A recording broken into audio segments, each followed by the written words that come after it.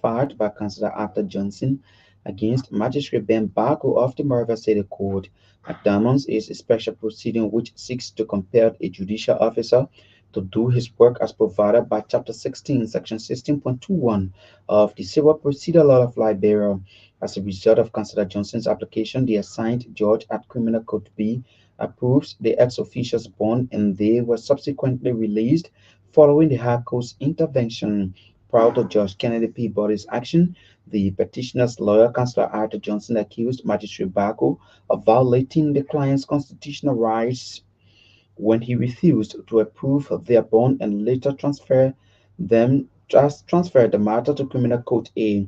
Our judicial correspondent further revealed that suspect Jefferson Camo, former National Security Advisor to former President George Weah, suspect Janati Twan, former Solicitor General, and suspect Moses Cooper, former controller of the Financial Intelligence Agency from the Moravia Central Prison, spent 5 days in prison before their release on Friday, August 2, 2024. At the same time, former Finance Minister Samuel Todd and former Financial Intelligence Agency Director Stanley Ford remain at large as they are yet to come under jurisdiction of the court. They are accused of multiple offenses ranging from economic sabotage, misuse of public funds, criminal conspiracy, criminal facilitation, and theft of property. In another development, suspended central bank governor Aloysius Talu has questioned President Joseph Boakar's decision to suspend him for time indefinite. Talu's action, according to RCI judicial correspondent, was contained in a 20-count petition for a writ of prohibition filed by his lawyers to the Supreme Court seeking to stop President Boakar's decision. Talu's request, among other things, accused the Liberian leader of violating the amended act of the CBL, saying he can only be removed by impeachment through the national legislature and not by the president. Our judicial correspondent further said, though his petition was filed Friday, August 2, to the Justice in Chief of the Supreme Court, the suspended governor needs to wait for a couple of days as Justice Kappa is reportedly studying his application. Recently, the CBL governor was suspended by President Boakan after he was captured in a damaging GSC audit report. Center for Transparency and Accountability is calling on live. That's President Joseph Boakai to suspend officials of government who have not declared their assets, incomes, and liabilities, some after more than 5 months in office. Center, through its executive director, Anna Simiami, said if President Joseph Boakai must be seen as being impartial in dealing with corruption and accountability issues, he has to punish his officials for violating the laws of Liberia in the case of the Code of Conduct violations. Meanwhile, Ernest Miamin has admonished the executive and legislative branches of government to provide adequate support to anti-graft institutions to investigate and prosecute more cases, conduct audits, and perform other critical functions without interference. At the same time, the center boss has encouraged the judiciary to comply with the Law on Assets Declaration and other accountability frameworks. He said reports from the LACC regarding limited compliance with the Assets Declaration by the judicial officials is troubling as they need to do better in leading by example.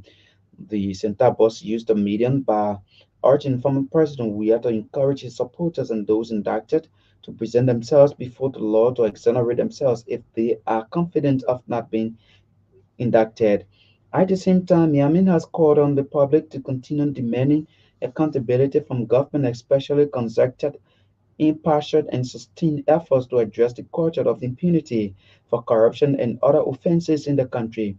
Sentat is deeply concerned about the gross violation of the Asset Declaration Law by majority of the officials of the Bwaka-led administration.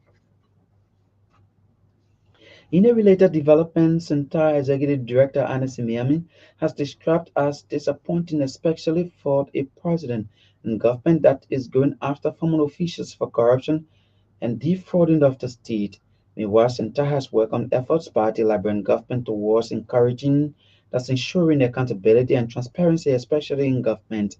Centara Executive Director Anas Miami noted that integrity bodies, including the Liberian Anti-Corruption Commission, General Auditing Commission and Public Accounts Committee of the legislature have been in the media for the right reasons. According to him, Senta has observed the Joint Public Accounts Committee of the legislature holding public hearings on audit reports submitted by the General Auditing Commission. He said Liberia needs more robust and transparent public hearings to give opportunities to those implicated to respond to the issue raised against them, as well as enable the committee and the executive to hold them accountable for their actions. In another development, Anderson Miami says Senta has followed with key interest the indictment of several former officials, including former Finance Minister Samuel Tuer, former Director General of the Financial Intelligence Agency Stanley Ford, among others, on multiple allegations of corruption by the Liberal Anti-Corruption Commission, adding that the institution highly welcomed the move to have former officials of government account for their stewardship. He said, while the institution acknowledged former President Weah to encourage his officials to face the law. They are also admonishing President Bouakar's administration to ensure that its anti-corruption efforts are impartial.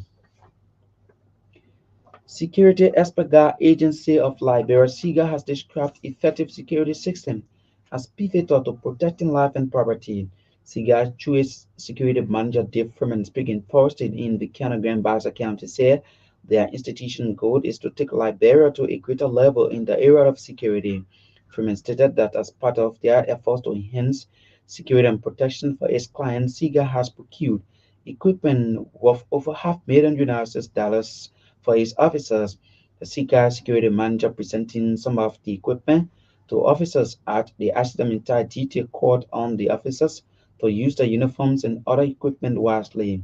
He bragged that the uniforms and other items are customized productions directly from the factory and brought in the country with the purpose of ensuring that SIGA security must be presentable and prepared.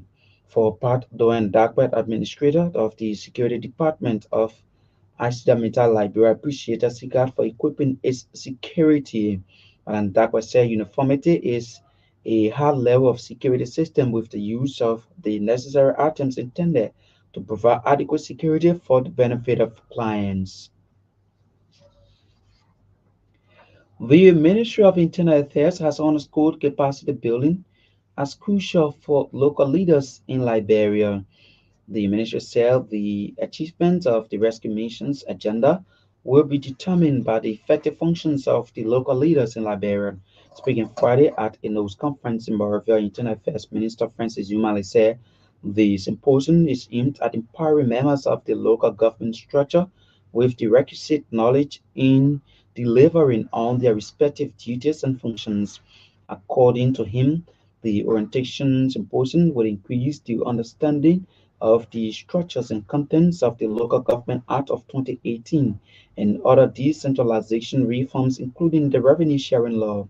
He further emphasized that the issue of local government payroll management and the civil service standing orders on hiring, firing, and replacement will be relevant discussions during the workshop. The government of Liberia, in collaboration with international and local partners, have officially launched the Liberian chapter of the Global Mangrove Alliance. The event took place in Monrovia and brought together government officials, representatives from Conservation International, various international and local NGOs, members of the diplomatic corps, the Environmental Protection Agency, and the media. The executive director of the Environmental Protection Agency, Dr. Imanda Yapawlo, on behalf of the Liberian government, officially launched the event highlighting the alarming rate of mangrove ecosystem loss in Liberia. He stated that since the year 2000, Liberia has lost more than 26% of its mangrove ecosystem. Dr. Yapawlo noted that the carbon stock within these ecosystems has decreased from 12 to 8.9 million metric tons over the same period. The EPA's boss emphasized the critical role mangroves played in coastal protection, providing an estimated $95 million annually in protective services. The launch of the Liberian chapter of the TIMA is viewed as a crucial step in fostering collaboration among various stakeholders, including the Forestry Development Authority, civil society organizations, and local communities. Making a brief PowerPoint presentation on the overview of the Global Mangroves Alliance Liberia chapter, Elizabeth Kamara, Blue Ocean Program Manager, Conservation International, said the aim of the initiative is to build cooperation and partnership to protect mangroves because it is also important for carbon. She disclosed that the goal is to raise the mangrove coverage protection to 26% in 2030. And out of Liberia, millions of residents in northern Nigeria have been placed on a 24-hour curfews amid nationwide protests against the high cost of living. Governments in the states of Kano, Jigawa, Yobe, and Katsina have ordered locals not to leave their homes and therefore not attend protests on Friday. The authorities say the curfew is necessary because Homos have hijacked the protest in order to loot and vandalize properties. There is a heavy security presence around the country with 9 more days of rage scheduled by the movement's organizers. On the first day, demonstrations in the northern city of Kano drew the largest crowds. Police fired live bullets and tear gas and sprayed hot water to try and disperse thousands of demonstrators. 3 people were shot dead and many others were injured. Looters also broke into a warehouse near the Canon Governor's house, and police say 269 people have since been arrested, with the recovery of many 25 liter gunshot or cartoons and other items taken. According to rights group Amnesty International, 13 protesters across Nigeria were killed by security forces on the first day of the protest. What Johnson? That's the news bulletin. The foreign development is back to you.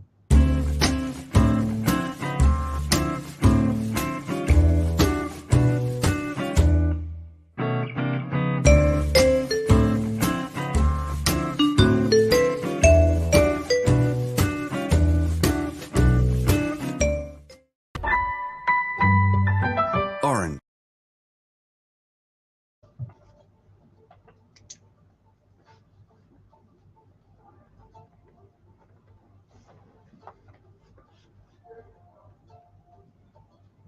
I would like to fund my account at any time, even here. Right here, right now. Here too! Without moving an inch. Here will be. Many thanks to Hinsin Deka for reading us the news bulletin here on the program News Desk. In one of our developments here on the program, indicted ex-officials of the WIAS administration get temporary freedom from the Monrovia Center prison, accused of multiple offenses ranging from economic sabotage, misuse of public money, criminal conspiracy, criminal facilitation, and theft of property. We now bring you the news or the other voices of the newsmakers here on the program News Desk. Center for Transparency and Accountability in Liberia Central is calling on President Joseph Boakai to suspend officials of government who have not yet declared the assets, incomes, and liabilities. And soon after more than 5 months in office, Center through its executive director Anussi Miamin said if President Joseph Boakai must be seen as being impartial in dealing with corruption and accountability issues, he has to punish his officials for violating the laws of Liberia, as in the case of the Code of Conduct violations. Call on President Boakai to suspend the officials who have not yet declared their assets in something like this, some after more than 5 months in government. If the president must be as impartial. Starting today, why not have a little more fun? Why not use money this easily?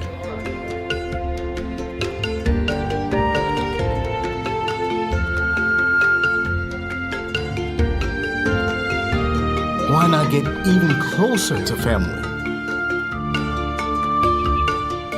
Why not work how you've always wanted?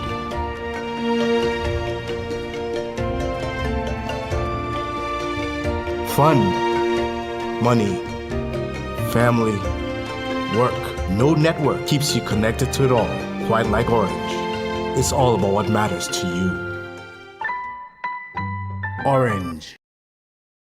As we indicated earlier, allegations are not convictions or indictments are not convictions. They encourage the judiciary to comply with the law on asset declaration and other accountability frameworks. Report from the LACC regarding limited compliance with the asset declaration law by judicial officials is stopping to do better in leading by example. We encourage the leadership and members of the legislature to fully comply with the asset declaration law. Report a very low compliance level of the legislature is concerning and is urging attention by the leadership and individual lawmakers. We encourage the Liberian population to support LACC, GAC, and other entities that are leading anti-corruption and accountability efforts in Liberia. The public must continue to demand for accountability from government, especially concerted, impartial, and sustained efforts to address the cause of impunity for corruption and other violations in Liberia.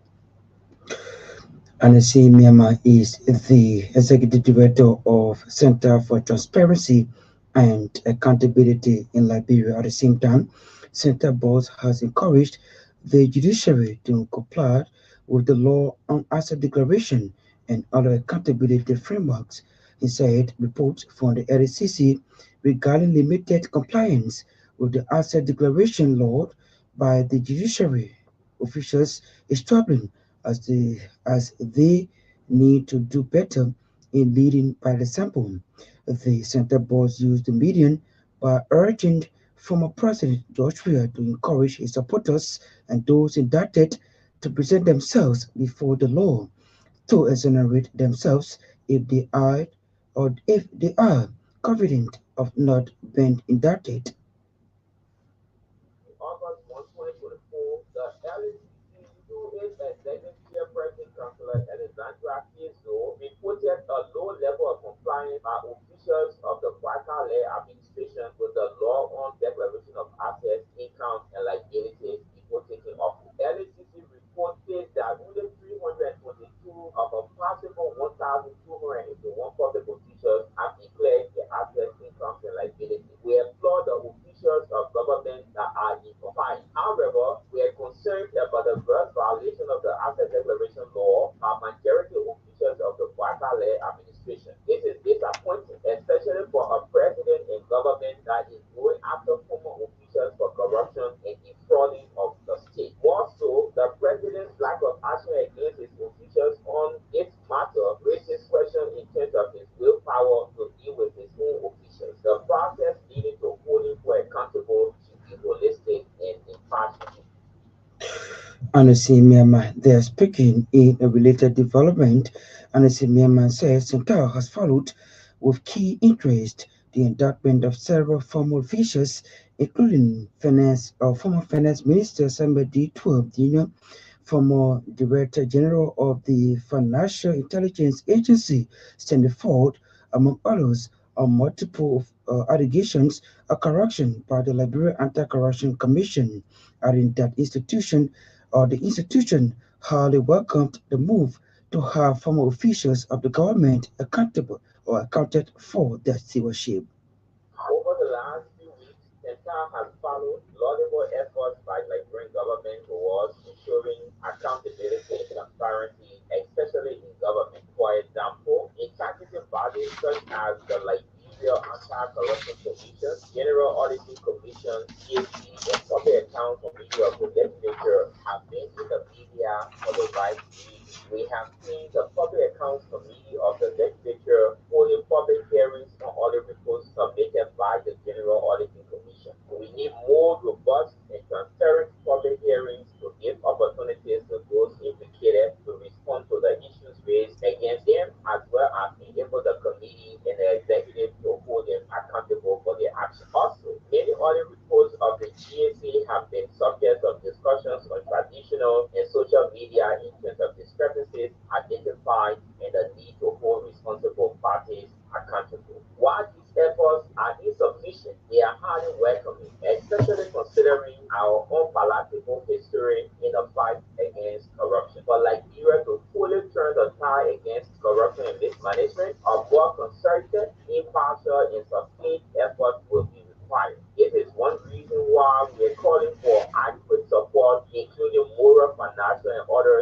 public and national government to integrate institutions to perform their respective tasks in leading Liberia on a path of integrity, transparency, and accountability. We have followed with keen interest the indictment of several former officials on multiple allegations of corruption by the Nigeria Anti-Corruption Commission. Former Finance Minister Samuel Equed Jr., former Director General of the Financial Intelligence Agency standing for and other individuals have been investigated and indicted by the LACC for allegedly defrauding the amount of 1 billion plus Liberian dollars, in 500,000 United States dollars. We highly welcome the move to have former officials of government account for their stewardship. Meanwhile, we are enforced by former President George Weah's attempt to sidestep allegations levied against his former officials during his press conference held on Wednesday, July 31, 2024. We would think that former President Weah, who professes to be an ardent supporter of the fight against corruption, would encourage those indicted to present themselves before the law to be exonerated if innocent, as indictment and not conviction. He is Anosi Miamen. He is the executive director of the Center for Transparency and Accountability in Liberia. They're speaking at a major press conference in Monrovia. Now, to this development, the government of Liberia, in collaboration with international and local partners, have officially launched the Liberia chapter of the Global Macro Alliance. The event took place in Monrovia and brought together government officials, representatives from Conservation International, Sarah International, and local NGOs, members of the Diplomatic Corps, and the Environmental Protection Agency and the media. The executive director of the Environmental Protection Agency, Dr. Emmanuel Uriapabulu, on behalf of the Liberian government, officially launched the event, highlighting the alarming rate of macro ecosystem losses in Liberia. He stated that since the year 2000, Liberia had lost more than 26% of its macro ecosystems. The environment disappearance of macro ecosystems in most of our countries is dangerous and could lead to major environmental disasters and even unimaginable catastrophes in terms of major flooding that will see the nation capital submerged in flow water. This is evident as seen in progress in recent times with flooding across the city and its surroundings.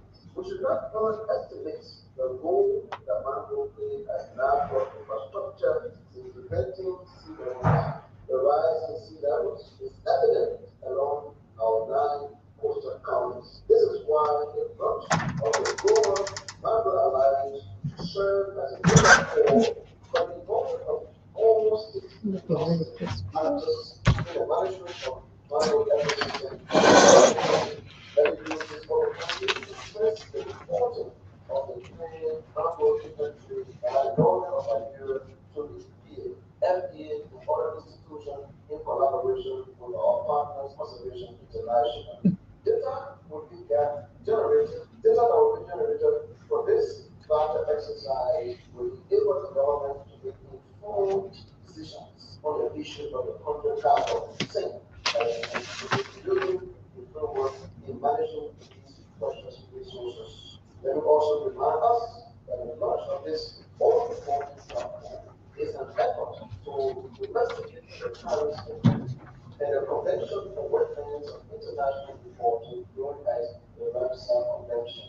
I have the honor, most respectfully, on behalf of the government of Nigeria, the Liberian people, and our valuable international partners to officially launch the Liberian chapter of the Global Mangrove Alliance. Dr. Emmanuel Ure Yakwaulu is the executive director of the Environmental Protection Agency. They're speaking, making a brief presentation or PowerPoint presentation on the overview of the Global Macros Alliance Liberia chapter.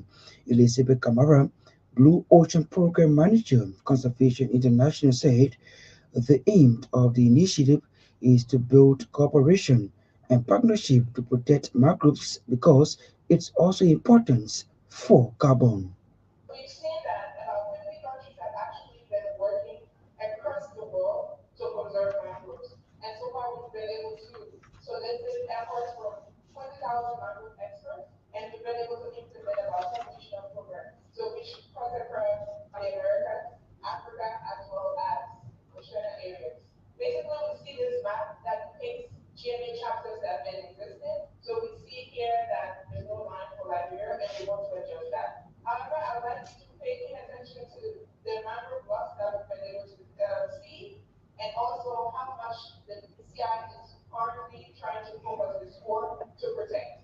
As we leave this chart, however, we'd like to point out that the reason why all the civil society organizations are invited here today is because we need collaborative efforts. So, Corporate International, let's say like Europe, now work across all of the lands. In regards to the fact that I mentioned we're trying to do the mango inventory, we cannot do it alone. So we have the Mesorado area, we have the Piso, Multiple Use Reserve, we have other areas of Cesco standpoint that we have FFI and other civil society organizations working in. So we need a joint effort. So the strategy is this. We want to collaborate not only with civil society organizations, we want to collaborate with academic institutions, government institutions, businesses, NGOs, and the community. We realize that in order for our conservation efforts to be people-centered and to have an effect, we need to include the stakeholders all across to be at the table. And how can we enable this? Is to be able to improve our policies that we have. The ones that we don't have, we actually have to draft and have it implemented in our various landscapes. How can we strengthen capacity? We recently put out a call for us to be able to train young professionals to be able to assist in the macro inventory so that we are full day training in collaboration with the University of Liberia to train young Liberians to be able to assist us in actually capturing how much we have across the country for mangroves. One of the things that through the mangrove breakthrough that was endorsed by Liberia last year. She is Elizabeth Kamara. She is Blue Ocean Program Manager, Global Mangroves Alliance Liberia chapter. They're speaking and added on the other voice of the Executive Director of the Environmental Protection Agency, Dr. Emmanuel Yure Yapapolo. They spoke recently in Monrovia at this junction when I joined Naomi Tapia, who will set the pace with the reading of the Passion of Life Sports. Good evening, Naomi. Good evening, Johnson. Good evening, everyone. Members of the Liberia Under 18 women's national team who were defeated by the Super Eagles of Nigeria Under 18 have apologized to the country for the massive 90-9 points defeat they conceded to their rivals. The defeat, considered one of the worst in basketball history, makes it 2 in a row for the female Lone Stars since the commencement of the South Africa 2025 Under-19 Afro Basketball FIBA Zone 3 qualifiers, dashing their hope of qualification. The newly formed team was outclassed in every aspect of the game by Nigeria on a 18 female team in Abidjan, leading to Captain Fatou Kroma admitting that the match went out of control. She acknowledged that the entire team was bad, adding that Nigeria was more prepared for the match. Meanwhile, the Lone Star men's Under 18 team suffered their third defeat in a row in the Hungary South Africa 2025 FIBA Basketball Championship qualifiers, when they were overpowered by the Super Eagles of Nigeria 49-82 points, ending Liberia's hope of booking a spot. They were defeated by Africans and Ghana before the match against Nigeria. They will meet Benin in the last match this Saturday at 15:30 Greenwich Mean Time. The Confederation of African Football (CAF) has launched an investigation into allegations of misconduct within the organization's secretariat. CAF said in a statement that the alleged breach of its internal governance and auditing regulations will be investigated by an international law firm or an international audit and professional services firm. A report on the matter will then be submitted to CAF's executive committee. CAF Secretary General Veron Masengo Umba was not mentioned by the name in the statement but confirmed on social media that he was being investigated. Osango Umba became CAF Secretary General 3 years ago, having previously worked at world governing body FIFA. He hails from DR Congo but also holds Swiss nationality. CAF President Patrick Mosipi said in Thursday's statement there's zero tolerance in CAF for corruption or breaching internal governance, audit, and transparency regulations or for violating CAF and FIFA statutes and regulations. Mosipi added appropriate action will be immediately taken if improper conduct or behavior is identified. Former host city and Derby County defender Curtis Davis has announced his retirement to end a career that spanned more than 2 decades. The 39-year-old centre-back was released by Cheltenham Town after they were relegated from League One last season. Davis made a total of 677 professional appearances in English football after making his debut for Luton Town in 2003. He will go on to represent West Bromwich Albion, Aston Villa, Leicester City, Birmingham City, Hull City, Derby County, and Cheltenham, scoring for the Tigers in their FA Cup final defeat by Arsenal in 2013-14. Davis earned 3 caps for Sierra Leone and played 3 times for England under 21s. Davis won the League One title with Luton and was part of the squad at Birmingham that won the League Cup in 2010-11, though he was cup-tied and could not play in the final. Davis made 145 appearances for Hull and scored 7 goals. His FA Cup final goal gave the Tigers a 2-0 lead against Arsenal, but the Gunners would fight back to win 3-2. He moved to Derby in 2017 following Hawks' relegation from the Premier League, where he played 175 times and helped the Rams to the Championship playoff final in 2018-19. He joined Cheltenham last summer and made 39 appearances for the club as they suffered relegation to League Two. And Fermin Lopez scored twice as Spain defeated Japan 3-0 in Lyon to move into the Olympic men's football semi-finals. The Barcelona midfielder, who was part of Spain's victorious Euros 2024 squad, opened the scoring early on with a left-foot drive into the right corner and added his second with a dipping right-foot shot from 20 yards after the break. Mao Hosoya, who hit the post for Japan, thought he had equalized late in the first period, but his effort was ruled out for offside after a lengthy video assistant referee review. Ibra Rooks lit up a sealed victory for the European side, who will now play Morocco in Marseille on Monday, 5 o'clock. Morocco dominated from start to finish at the Parc des Princes as they trashed the United States 4-0 to reach the competition's last 4 for the first time. That's all from our sports desk. Ria TV, True FM. C'est Ria TV, True FM. On Ria TV. Into True FM 96.1.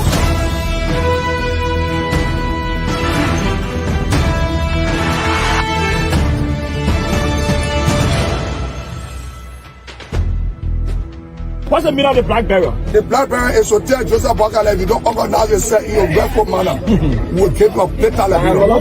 You might say what you want to say, but for us, we are here to make sure we build our country, that we are respected. We have donors that are coming because of the confidence.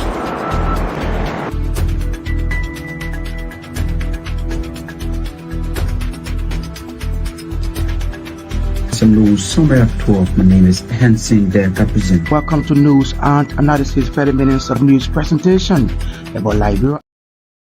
As part of the efforts to enhance security and protection for its clients, SICAR has procured equipment worth over $500,000 United States dollars for its officers.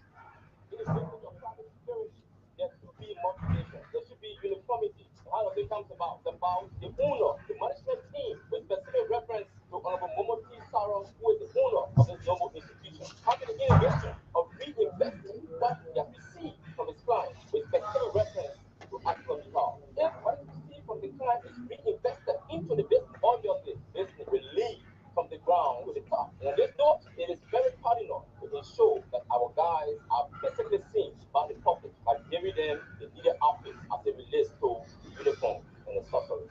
Basically,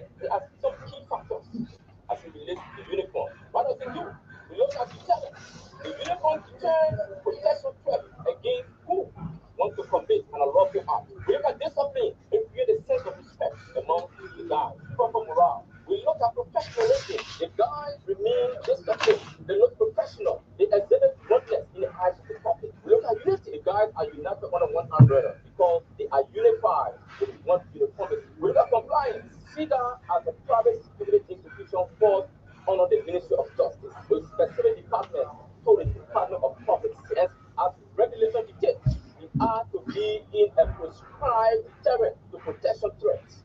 Our supervisors in uniform are to closely monitor to ensure compliance, to ensure that our guys are fully unified. Dave Fremont is called as a security expert guard agency of Liberia. Security manager, the speaking for Port Doyen Dupe, administrator of the security department of Aslamita, Liberia, appreciated SICAD for equipping its security.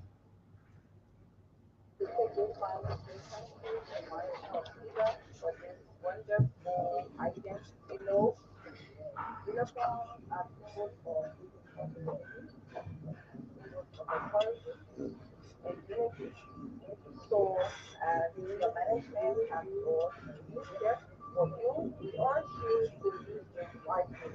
Use them to be effective. And thank you so much for your service here. And we want to appreciate the management of SIGA or their hard work. Thank you so very much. She is Doyen Dupe. She is the administrator of security department of Aslamita, Liberia. They're speaking earlier on the heard the voice of Dave Fremont. He's the security manager of the Security Expert Guard Agency of Liberia, SICAD for short. The Ministry of Internal Affairs has underscored capacity building as crucial for local leaders in Liberia. The ministry said the achievement of the rescue mission's agenda will be determined by the effective functions of the local leaders in Liberia. Speaking Friday at a news conference in Monrovia, Internal Affairs Minister Francis Imani said the workshop is aimed at empowering members of the local government structure with the requisite knowledge in delivering on their respective duties and functions.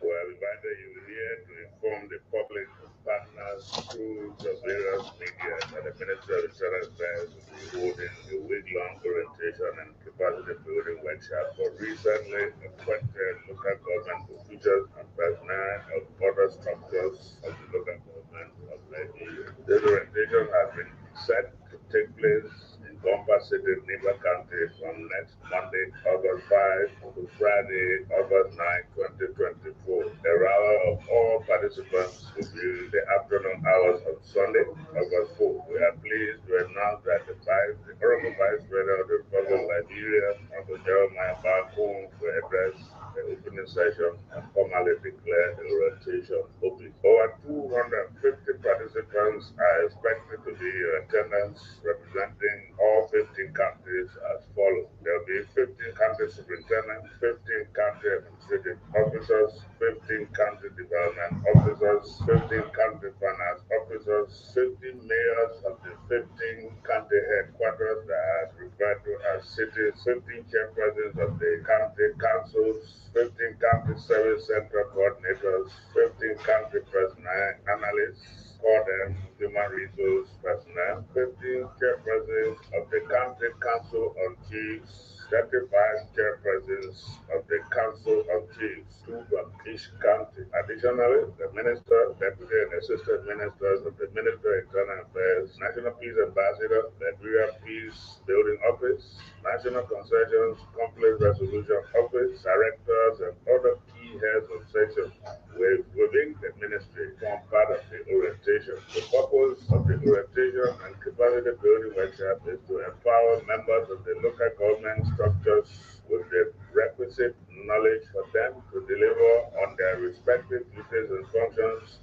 ascribed to them by the Local Government Act of 2018. Our objective is to increase understanding of the structures and contents of the Local Government Act of 2018 and other decentralization reforms, including the revenue sharing law. Francis Yumani is the Minister of Internal Affairs. They're speaking at a major press conference Friday in Monrovia, taking us home on today's edition of the program News Desk. But as we take leave of you, a recap of our major developments. Threat to the peace of Liberia or mere protest as dismayed Executive Protection Service officers to go on a rampage this Monday, August 5, 2024, in protest calls for the reinstatement in the service. Indicted ex-officials of the WIAS administration get temporary freedom from the Monrovia Center prison, accused of multiple offenses ranging from economic sabotage, misuse of public money, criminal conspiracy, criminal facilitation, and theft of property. Center for Transparency and Accountability in Liberia Central frowns as some officials of the rescue mission refusal to declare their assets, wants President Bouaka to suspend officials of government who have not yet declared the assets, incomes, and liabilities, says impartial justice must prevail. Away from Liberia, millions of residents in northern Nigeria have been placed on a 24-hour curfews amid nationwide protest against the high cost of living. Love to say many thanks to our writers, contributors, correspondents for making today's edition of the program sources. Special thanks to Efidia radio station for relaying this broadcast. Kopo Sanga Sarah control and produce our sound. Hengsin Deka brought for us the news bulletin. Naomi Tapia brought for us the Passion of Life Sports. Orange Liberia and EcoBank Liberia Limited allow two sponsors on News Desk. My name is Joksi Batoma. I presented. Good night. Ria TV, True FM. Say Ria TV, True FM. On Ria TV. YouTube, True FM, 96.1.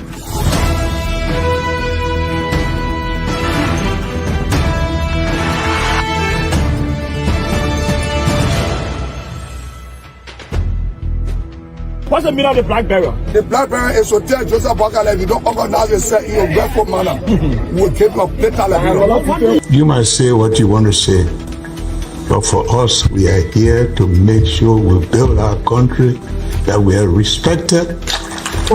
We have donors that are coming because of the confidence.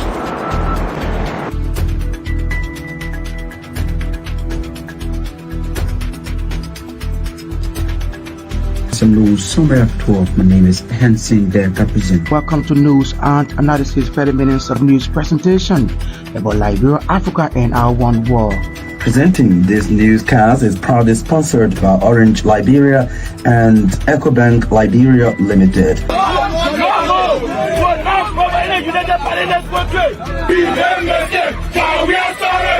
How is life after the presidency? But before the presidency, the same life, that's what you see.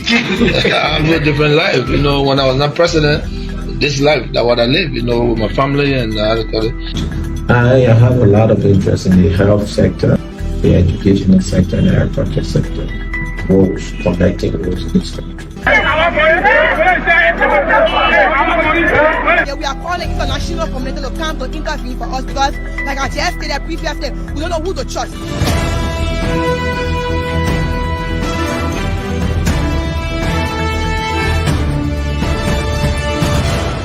Always make sure to turn on to our Ria TV and listening to Truth FM 96.1.